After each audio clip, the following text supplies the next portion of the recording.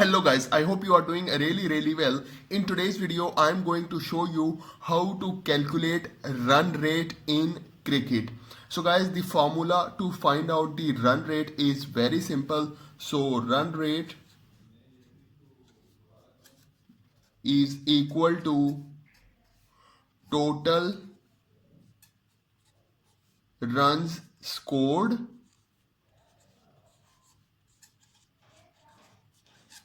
divided by total overs faced. Okay guys, so run rate equal to total runs scored divided by total overs faced. Okay, so now I will put some values as an example. For example, your total score is 185. Okay, and the overs you faced are 19. So 19 overs faced. Okay, so when we do this division, our answer will be 9.74. Okay, so guys, this is our run rate.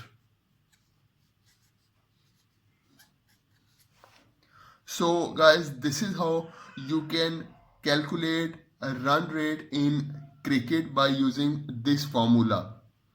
If you want to know how to find out the net run rate, then click on this video over here. And if you like this video, then please subscribe to my channel. Thank you very much.